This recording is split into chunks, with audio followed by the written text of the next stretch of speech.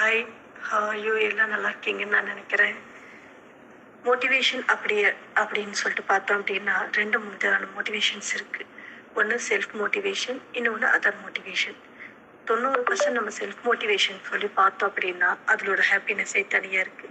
நம்மளே மோட்டிவேட் பண்ணிக்கிறதுன்னு அர்த்தம். சப்போஸ் எனக்கு இன்னொருத்தவங்க மோட்டிவேட் பண்ணாதான் அந்த வேலை நடக்கும், நான் வெயிட் பண்றேன் அப்படின்னா காலமும் நேரமும் நமக்காக கண்டிப்பா வெயிட் பண்ணாது. அப்ப 90% நீங்க செல்ஃப் மோட்டிவேஷனை ரெடி பண்ணிக்கிறது தான் பெட்டர் சாய்ஸ். சரிங்களா? அது எல்லாத்த விட இன்னொரு விஷயம் உங்களுக்கு தெரியும் நினைக்கிறேன். செல்ஃப் மோட்டிவேஷன் அப்படிங்கிறத நீங்களே தனித்தனி செக்ரிகேட் பண்ணிக்கோங்க. எந்த இடத்துலலாம் நம்ம வீக்கா இருக்கோம், எந்த இடத்துலலாம் நம்ம ஸ்ட்ராங்கா இருக்கோங்கிறத நீங்க ஃபர்ஸ்ட் அனலிசிஸ் பண்ணிக்கணும். ஸ்ட்ராங்கா இருக்கிறது எதனால அதுல ஸ்ட்ராங்கா இருக்கும், வீக்கா இருக்கிறது எதனால இதுல வீக்கா இருக்குங்கிறத நீங்க ஷெட்யூல் மாதிரி போட்டுட்டு நீங்க உங்களுக்குள்ளேயே அனலிசிஸ் பண்ணிக்கணும். அப்படி அனலிசிஸ் பண்ணும்போது பாத்தீங்க அப்படின்னு பாத்தீங்கன்னா சின்ன சின்ன விஷயங்கள் உங்களுக்கே தெரியும். நம்ம ஏன் இதுல ரொம்ப வீக்கா இருந்திருக்கோம், நம்ம எதனால இவ்வளோ ஸ்ட்ரகிள் ஆயிருக்கோம் அப்படின்னு சொல்லி பார்க்கணும். பார்த்துட்டு அது எல்லாத்தையுமே நம்ம ப்ளஸ் ஆக்கிக்கணும். சின்ன சின்ன விஷயங்கள் 1 by 1 பார்க்கணும். இந்த விஷயம் இதனால ப்ராப்ளம் நடந்தது, ஃபர்ஸ்ட் பாயிண்ட்.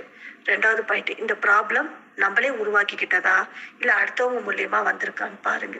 சப்போஸ் நம்மளே உருவாக்கிக்கிட்டது அப்படின்னு சொல்லி பார்த்தீங்க அப்படின்னா அந்த நம்ம உருவாக்குனதுக்கு ரீசன் என்ன, அதை எந்த இடத்துலலாம் நம்ம சின்ன சின்ன விஷயங்கள் கேப் விட்டுட்டோம், அந்த கேப்பை ஃபில் பண்ணிக்கிட்டாலே நீங்களே உங்களை மோட்டிவேட் பண்ணிக்க முடியும். அடுத்தவங்களால வந்திருக்கு அப்படின்னு நீங்க அனலிசிஸ் பண்ணி கண்டுபிடிச்சிட்டீங்கன்னா அந்த அடுத்தவங்களுக்கு அந்த இடத்த கொடுக்காம நம்ம ஃபுல் அண்ட் ஃபுல் என்ன பண்ணிக்கணும், சின்ன சின்ன விஷயங்கள் ஓகே அப்படின்னு அவாய்ட் பண்றதை எந்த அளவுக்கு முடியும்னு சொல்லி பார்த்துக்கணும். சரியா?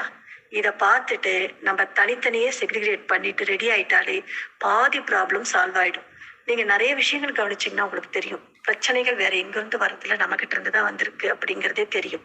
அப்ப அந்த பிரச்சனையை தூக்கி எறிஞ்சிட்டு ஆட்டோமேட்டிக்கா நீங்க உங்களை அனலிசிஸ் பண்ணிட்டு இதுதான் ரீசன், இப்படித்தான் இருக்கணும், நம்ம இப்படி பண்ணிக்கலாம் அப்படிங்கிற மாதிரி நீங்க வந்துட்டீங்கன்னாலே கண்டிப்பா 80% உங்க லைஃப்ல எல்லாமே சக்சஸா